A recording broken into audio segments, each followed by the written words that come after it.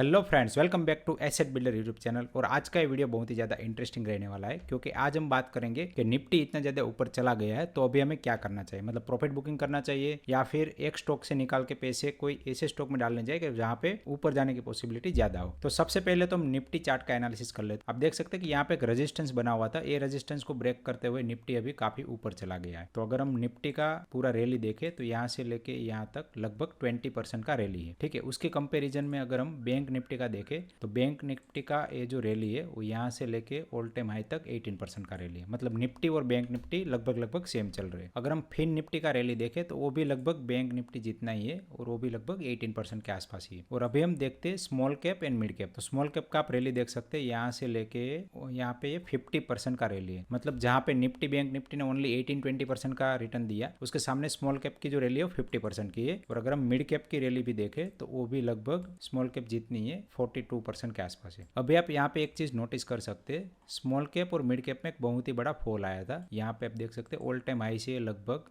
इसने लो बनाया था 5-6% का विद इन वन डे। ठीक है, सिमिलरली मिड कैप में भी एक बहुत ही अच्छा खासा फॉल आया था। ठीक है, तो इसका रीजन ये है कि यहाँ पे ये वन साइड मूवमेंट जो आई तो सामने अगर फॉल भी आएगा तो मिड कैप और स्मॉल कैप में ज्यादा फॉल आ सकता। ठीक है, एक बार हम निफ्टी के साथ कंपेरिजन करके भी देख लेते। तो यहाँ पे मैं Nifty divide by CNX small cap कर लेता हूँ। तो यहाँ पे ये जो रिलेटिव चार्ट है वो है Nifty divide by CNX small cap. ठीक है, तो आप देख सकते हैं कि निफ्टी ने काफ़ी अंडर परफॉर्म किया है with respect to small cap. ठीक है, तो इसका रीजन ये है कि स्मॉल कैप बहुत ही ज़्यादा आगे निकल गया। तो यहाँ पे आप देख सकते हैं कि जब एक बहुत ही बड़ा फॉल आया था स्मॉल कैप मिड कैप में, तब निफ्टी के अंदर एक बहुत ही माइनर सा करेक्शन आया था, ओनली 0.2-0.4% का। तो यहाँ से एक अंदाजा लगा सकते हैं कि अगर हमें हमारे पोर्टफोलियो को सेफ गार्ड करना है तो स्मॉल कैप से थोड़ा सा पैसे निकाल के निफ्टी की जो बिग कंपनी है जिसके अंदर अभी रैली आना बाकी है, या फिर करेक्शन भी आएगा तो कम करेक्शन आएगा, तो उसमें हम हमारे पैसे स्मॉल कैप मिड कैप से निकाल के थोड़ा सा सेफ साइड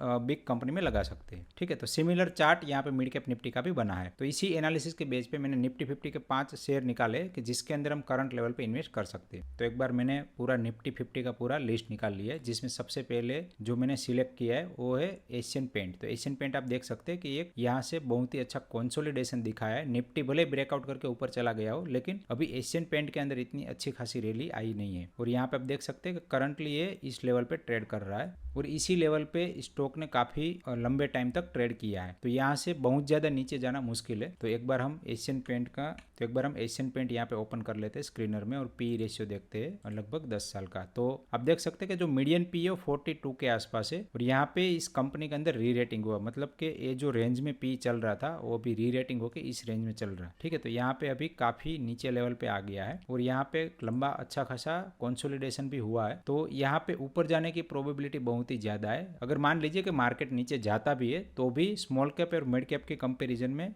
इसमें जो पोटेंशियल है नीचे जाने का वो बहुत ही ज्यादा कम है। तो आपके पोर्टफोलियो में जो बहुत ही बड़ा dent small cap mid cap में लग सकता है करंट लेवल पे, वो अभी एशियन पेंट जैसी बड़ी कंपनी में लगने की पॉसिबिलिटी कम है। दूसरी कंपनी है बजाज फिनसर्व। तो बजाज फिनसर्व में भी आप देख सकते हैं कि बहुत ही अच्छा खासा बड़ा कंसोलिडेशन है और यहाँ पे ये जो हाई बनाया था 1900 का, उसको अभी ब्रेक नहीं किया है। एक्चुअली ये जो स्प्लिट हुआ उसके पहले इसका हाई था 19,000, स्प्लिट हो गया इसीलिए यहाँ पे 1900 दिखा रहा है। और यहाँ पे आप देखिए कि इसने एक लो बनाया था, फिर दूसरा जो लो है उससे ऊपर बना और तीसरा लो है उससे भी ऊपर बना। ठीक है, और सिमिलरली यहाँ पे हाई भी नीचे नीचे बनते जा रहे हैं। तो यहाँ पे एक ट्रायंगल टाइप पैटर्न है। यहाँ से अगर मैं एक लाइन ड्रॉ करता हूँ तो ये ट्रायंगल पैटर्न है। ठीक है, कहीं ना कहीं ये इस तरह से स्विंग हो रहा है। तो यहाँ से ब्रेकआउट करके एटलीस्ट ये अपने ऑल टाइम हाई तक तो जा ही सकता है। तो इसीलिए स्मॉल कैप मिड कैप में से जो भी प्रॉफिट बुकिंग हो उसको हम अगर यहाँ पे लगा देते तो हमारा पोर्टफोलियो जो थोड़ा सा सेफ साइड चला जाएगा। तो यहाँ पे बजाज फिनसर्व का भी स्क्रीनर में एक बार देख लेते। तो यहाँ पे हल्का जो पी है 34 का चल रहा है। अगर इसका हम हिस्टोरिकल पी देखें तो एशियन पेंट की तरह इसका पी भी थोड़ा सा नॉर्मल रेंज में चल रहा है। ठीक है, तो यहाँ पे कंपनी बहुत ज्यादा ओवर वैल्यूड नहीं है और ये जो लेवल है यहाँ से नीचे जाने की बहुत ही ज्यादा प्रोबेबिलिटी नहीं है, ज्यादा से ज्यादा इस रेजिस्टेंस तक जा सकती है। तो अगर मान लीजिए कि मार्केट ने टर्न ले लिया तो यहाँ से बजाज फिनसर्व का जो प्राइस है वो करेक्ट होने की प्रोबेबिलिटी कम है और यहाँ से ऊपर जाने की प्रोबेबिलिटी ज्यादा है। तीसरी कंपनी है HDFC बैंक। तो HDFC बैंक में भी आप देखेंगे तो यहाँ पर भी एक बहुत ही अच्छा खासा कंसोलिडेशन चल रहा है। लगभग 2 साल से इसकी शेयर प्राइस एक ही रेंज में है, 1500-1600 के आसपास, और अभी भी ये यहाँ पे ही ट्रेड कर रहा है। और यहाँ पे एक अच्छा खासा चार्ट पैटर्न भी बना है और यहाँ पे काफी लंबा टाइम इसने निकाल दिया है, तो यहाँ से भी ऊपर जाने की प्रोबेबिलिटी ज्यादा है। अगर हम HDFC बैंक का भी एक बार पीई देख ले तो इसका 19 का पीई चल रहा है। अगर हिस्टोरिकल पीई देखे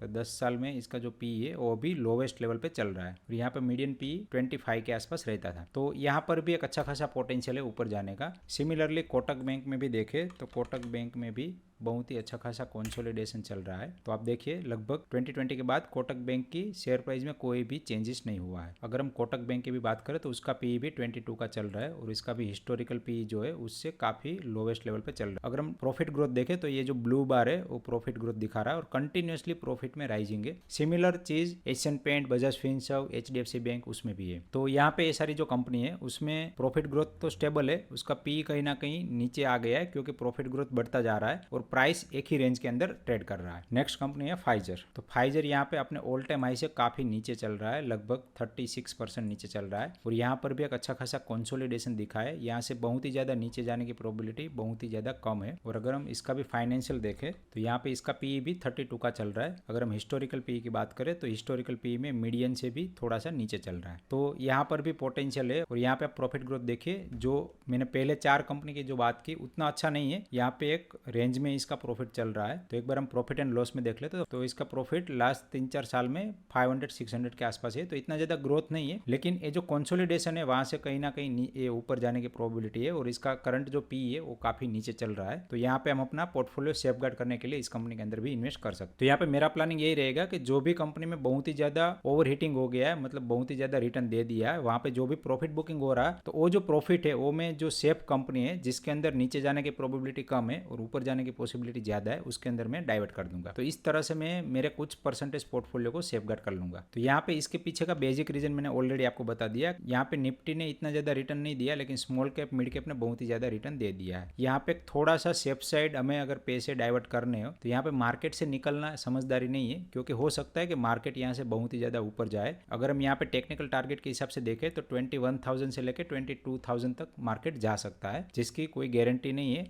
लेकिन अगर एक्चुअल में मार्केट वहां तक गया तो फिर वहां पे जो अपॉर्चुनिटी थी पैसे बनाने की वो मिस कर जाएंगे। और अगर मान लीजिए कि मार्केट यहाँ से थोड़ा बहुत रिवर्स भी आया तो स्मॉल कैप मिड कैप में बहुत ज्यादा गिरावट आएगी, तो वहां पे हमने जो ऑलरेडी प्रॉफिट अर्न किया है वो प्रॉफिट हमारा लॉस हो जाएगा। तो इसीलिए इस लॉस को सेव करने के लिए 20-30-40% जितना पोर्टफोलियो हमें इस तरह से सेफ कंपनियों में लगा देना चाहिए। तो आशा करता हूँ कि छोटा सा वीडियो आपको पसंद आया होगा। अगर पसंद आया तो प्लीज वीडियो को लाइक करिए एंड चैनल को सब्सक्राइब करिए। एंड लास्ट में इस वीडियो को एंड तक देखने के लिए आप सभी का दिल से धन्यवाद।